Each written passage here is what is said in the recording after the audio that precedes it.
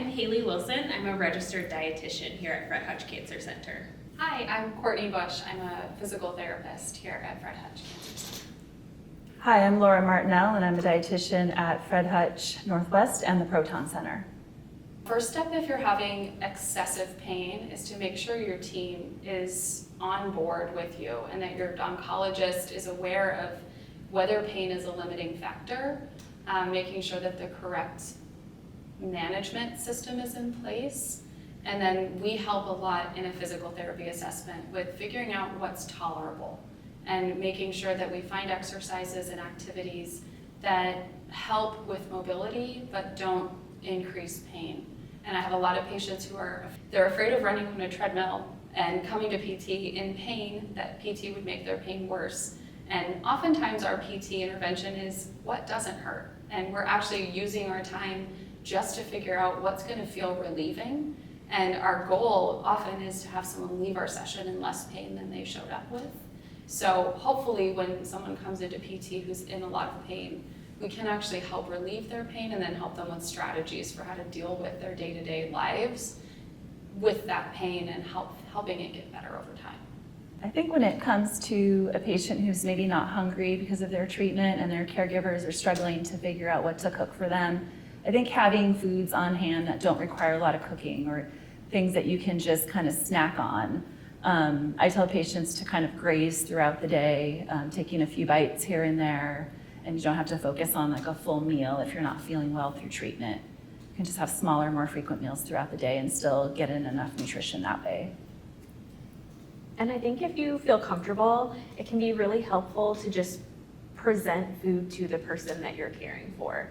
Maybe drop off a little snack every couple hours so that they don't have to spend a lot of mental energy thinking about what they want to eat, and the food is right there and available for them. I think similarly with exercise and activity, getting involved in the activity with the person is really helpful.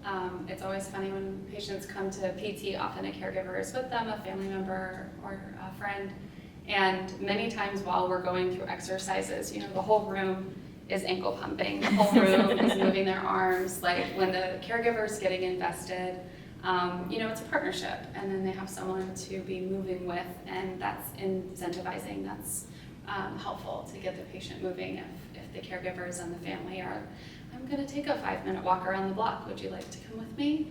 That's way more motivating than someone just trying to motivate themselves. So that's one of the hard things with physical therapy in general, is we get requests like this too from doctors and caregivers and patients, like, can I just have a handout of all the exercises I should do? I just need to know, so I'll do it myself, it's fine. And the hard thing with that is because it's so unique to each person, it is actually really difficult to give you any level of any easiest exercise that anyone can do. One of our favorites is sit to stand, to just sit down and stand up. And some of my patients can't do that. That's not available to some patients right out of the gate.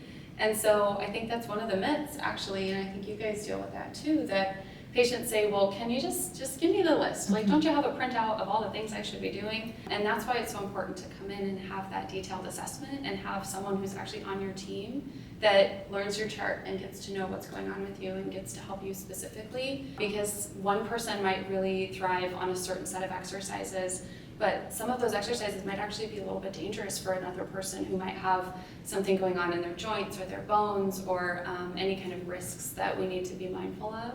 So yeah, it's a big mystery what exercises we're going to do at PT, but generally they're very gentle. They often start quite simply and just build from tolerance up, from anything as simple as sitting to standing in place and moving your arms, or standing and marching in place. Simple things that when we determine for the patient it's safe.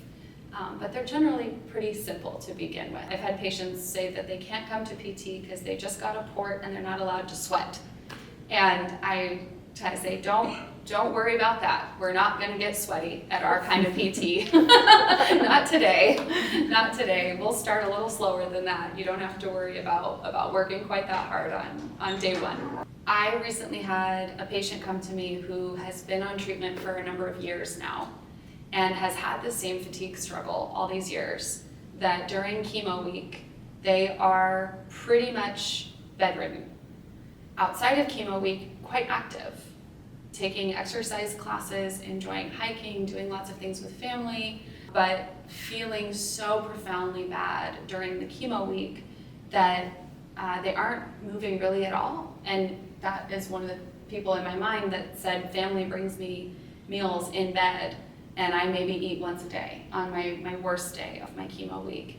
And we worked together to put a really specific taper into place to start trying, where the first chemo day is one way, and then the next day after chemo we do a little less exercise, and the next day it's a little less, and then maybe there's one day of take a break, and then we start to build it back up again for the remaining 3 days. And then they knew their schedule so well that they could say, oh yeah, by this day I feel great again.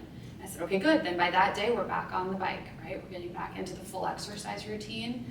And really the goal in my mind there is just to keep this person from having such a stark contrast of like, day 0, I will do nothing for the next 5 days, right? It's like having the flu every few weeks. You're gonna just lay in bed with no activity, and that's so hard on the body. So being able to take that person's really specific routines, really specific cadence of treatment into mind, it was great. And I think there was a good feeling of working together and coming to a good solution that I hope will be very helpful. Have you had any patients with fatigue as a problem? I'm just curious. Have you had any recent patients where like fatigue is and like getting enough nutrition because of feeling too tired to even eat? Yeah. At the Proton Center where we do radiation, one of the common side effects of radiation is fatigue. And oftentimes patients will be a couple weeks into treatment and they just lose the endurance to exercise, to prepare meals, to get food for themselves. And so it's often, referral to physical therapy to help with that part of it, and then just working on making sure they're still trying to get good nutrition to help with their fatigue. I usually explain to a patient, if you're feeling fatigued, you stop moving, you stop eating, that's just gonna contribute to more fatigue. And so good nutrition, exercise are the two things that can help turn that around and make you feel better throughout treatment. And I love what you said earlier, Courtney, about getting up and going to the table to eat. Because I think when people get up and go to the table and eat, they're sitting with their family, and that might mean that they eat a little bit more because they're enjoying some quality time and everyone's around. And so oftentimes we see increased intake when people are able to get up and sit with the people that they really care about. Yeah. And I think too, we eat in a world where we're always on the go, and we eat in our car, and we eat, take a 10-minute lunch break. So if you can set your table, put down a placemat, put a little flower in a vase, sometimes just having a nice space to eat a meal makes it more enjoyable, and sometimes that might help. Eat with our eyes. Eat with our eyes, yeah, exactly. I would just say, I just hope that all my patients will enjoy food and not be afraid to eat anything, even if it's something that's not healthy or not good. I don't ever want anyone to have fear around certain foods, and just enjoy all foods in moderation, eat mostly plants. And then depending on what your individual needs are, you might need more protein or more of something else, but enjoy food. Food is delicious.